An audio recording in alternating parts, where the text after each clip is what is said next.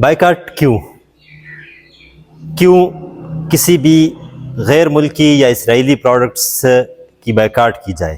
اس کا فائدہ کیا ہوگا اور ان کے اوپر اثرات کیا ہوں گے؟ آج کل یہی ایک بحث ہے۔ بائیکاٹ اس لیے کہ جتنے بھی قومیں ہیں انہوں نے کسی بھی دشمن کو معاشی نقصان پہنچانے کے لیے بائیکاٹ کیا ہے تاریخ میں۔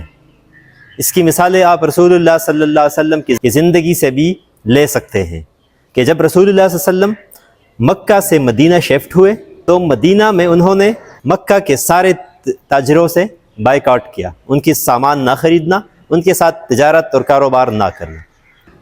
سب سے مشہور جو کاروباری شخص تھے کعب بن الاشرف، ان سے تو بالکل بائیکاٹ کیا، نام لے کر ان کے پروڈکٹس کا اور ان کے تجارتی سامان کا بائیکاٹ کیا گیا تاکہ ان کو نقصان پہنچایا جا سکے۔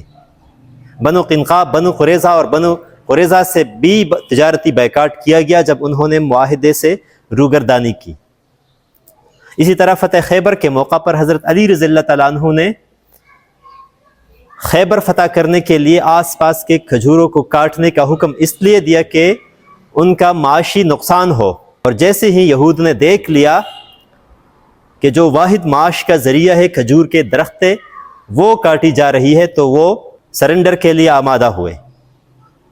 اور صرف اسلامی تاریخ سے ہی نہیں بلکہ عام تاریخ سے بھی آپ دیکھ لیں، 1990 میں جب افریقہ کے لوگ لسانی طور پر کالے لوگوں کو ایکسیپٹ نہیں کر رہے تھے، تب نیلسن منڈیلا کے حکم کے مطابق بائیکاٹ کیا گیا افریقہ کے سارے پروڈکٹ سے، اور وہ بائیکاٹ اتنا قوی تھا کہ پوری دنیا کو لپیٹ میں لے لیا، اور تب جا کے 5-6 سال بعد نہ صرف ان کی معیشت کو نقصان پہنچایا بلکہ نیلسن منڈیلا کی باتوں کو بھی مان لیا گیا، حتیٰ کہ انہیں صدر بھی بنوایا گیا۔ اس طرح اس سے پہلے اگر آپ چلے جائیے بر صغیر پاک و ہند پر، جب سودیشی تحریک کا آغاز ہوا کہ جس میں غیر ملکی کپڑے کو خریدنے سے بائیکاٹ کیا گیا، اور جس کے نتیجے میں تقسیم بنگال کو واپس لینے میں مدد ملی، تو یہ ایک مختصر سی تاریخ ہے بائیکاٹس کی۔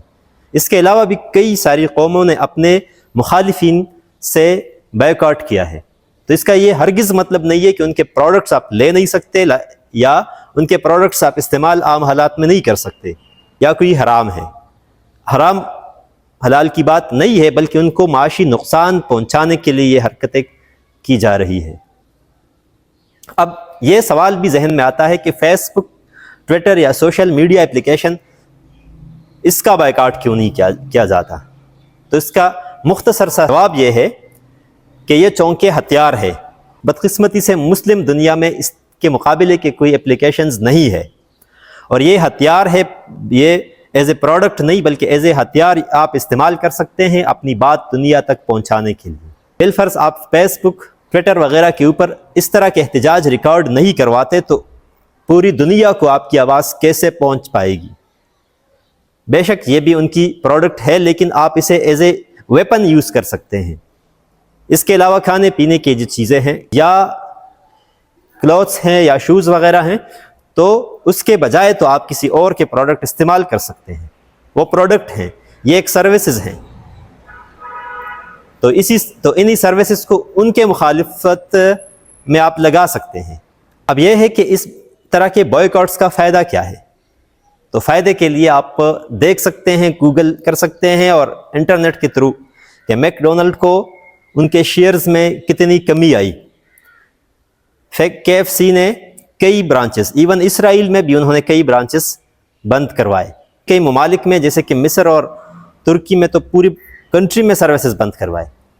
پیپسی کو، یونیلیور کو، کوکا کولا کو، یا اس طرح اور اسٹار بکس وغیرہ کو کتنا نقصان اٹھانا پڑا۔ یہ وہ کمپنیز ہیں جو کہ اسرائیل کو مالی طور پر سپورٹ کر رہے تھے۔ تو مرضی ہر انسان کی اپنی ہے، کرے نہ کرے، لیکن یہ ایک سوشل طریقہ ہے جو کہ صدیوں سے چلا آ رہا ہے کہ کسی سے بھی آپ کی عداوت ہو تو ان کے پروڈکٹ سے آپ بائیکاٹ کر لیں تاکہ انہیں آپ معاشی طور پر کمزور کر سکیں۔